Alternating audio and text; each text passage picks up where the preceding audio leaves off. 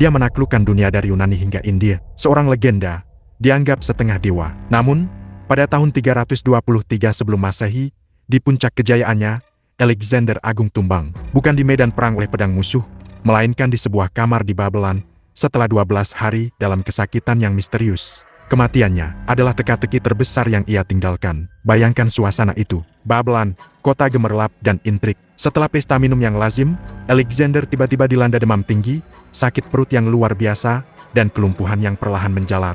Dia, sang penakluk perkasa, tak bisa bicara, hanya matanya yang mampu bergerak.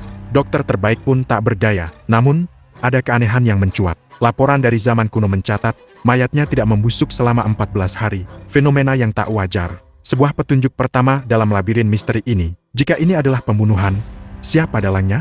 Para sejarawan telah lama mencurigai beberapa tokoh utama. Pertama, Cassander, si pembawa racun, putra Antipater, musuh bebuyutan Alexander. Kisah menyebutkan, ia membawa racun mematikan dalam kantung kuku keledai. Racun apa? Kemungkinan strychnine, yang gejalanya sangat mirip dengan penderitaan Alexander. Kejang otot dahsyat hingga tubuh menjadi kaku seperti papan. Dendam dan ambisi berpadu menjadi motif yang kuat. Lalu, ada jenderalnya sendiri, Antigonus. Dengan kematian Alexander, kekaisaran raksasa itu bisa dibagi-bagi. Antigonus akhirnya meraih wilayah terbesar.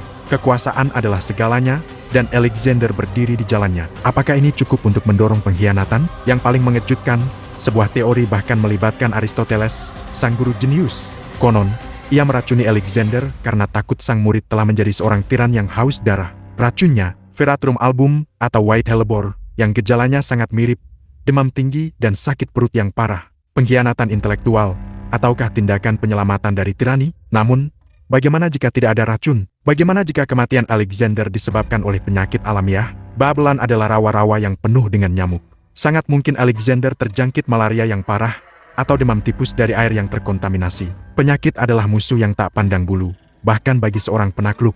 Atau, teori yang lebih mengerikan, virus West Nile. Sebuah penelitian modern menganalisis gejala aneh yang dialami Alexander. Sakit perut, kelumpuhan, dan yang paling mencolok, burung-burung mati berjatuhan dari langit di sekitar istana sesaat sebelum ia jatuh sakit. Ciri khas virus West Nile, dibawa oleh nyamuk dari burung ke manusia. Alam memiliki cara yang kejam untuk meruntuhkan kehebatan. Jadi, mana yang benar, racun atau penyakit? Sayangnya, kita mungkin tak akan pernah tahu pasti. Sumber sejarah dari masa itu saling bertentangan, catatan resmi hilang di telan waktu.